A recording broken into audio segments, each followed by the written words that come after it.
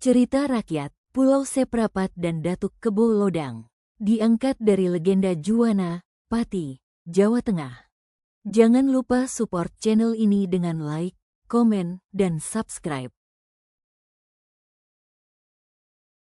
Dahulu kala, di wilayah pesisir utara Jawa yang sekarang dikenal sebagai Juwana, hiduplah seorang tokoh sakti bernama Datuk Kebo Lodang. Ia bukan orang sembarangan. Badannya besar, kuat seperti kerbau, dan konon ia bisa mengangkat pohon besar hanya dengan satu tangan. Karena tubuhnya kekar dan kekuatannya luar biasa, orang-orang menjulukinya Kebo Lodang, artinya kerbau yang buas namun bijak. Datuk Kebo Lodang bukanlah sosok yang ditakuti, justru ia sangat dihormati. Ia dikenal sebagai penjaga tanah pesisir, pelindung rakyat kecil dari bajak laut dan penjahat yang sering menyusup lewat jalur laut. Awal mula Pulau Seprapat. Pada masa itu, di lepas pantai Juwana, terdapat sebuah daratan kecil yang hanya berupa seperempat bagian tanah yang belum menyatu dengan daratan utama.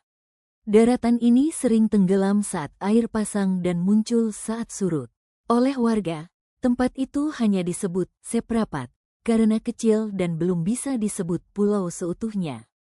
Menurut cerita turun-temurun, Pulau Seprapat terbentuk akibat pertarungan hebat antara Datuk Kebo Lodang dengan raksasa laut yang hendak menguasai pesisir Juwana.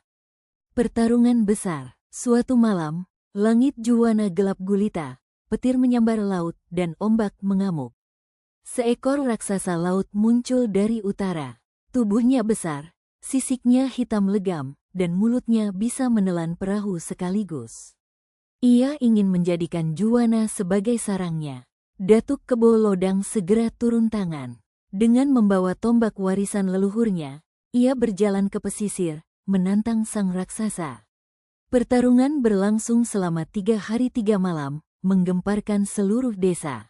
Pada hari ketiga, Datuk Kebo Lodang berhasil menghunus tombaknya ke kepala raksasa itu. Tubuh sang raksasa menggelepar lalu jatuh ke laut, dan darahnya berubah menjadi lumpur yang akhirnya membentuk daratan kecil, itulah Pulau Seprapat. Setelah peristiwa itu, Datuk Kebo Lodang menghilang secara misterius. Ada yang percaya ia moksa, menghilang secara gaib, di tengah laut, menjadi penjaga gaib daerah pesisir. Namun, sebagian warga percaya jasadnya dimakamkan secara tersembunyi di sekitar pulau kecil itu, dan hingga kini dianggap sebagai tempat keramat. Warisan Datuk Kebo Lodang. Pulau Seprapat kini menjadi tempat sakral yang dihormati oleh nelayan dan warga Juwana. Tiap tahun, diadakan sedekah laut sebagai bentuk penghormatan pada Datuk Kebo Lodang dan sebagai permohonan keselamatan dari mara bahaya laut.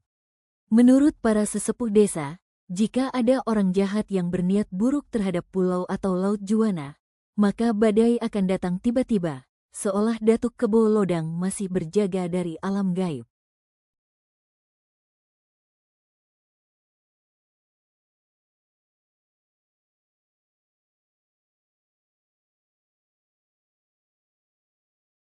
Pesan moral. Cerita ini mengajarkan tentang keberanian, pengorbanan, dan pentingnya menjaga tanah air dari ancaman luar.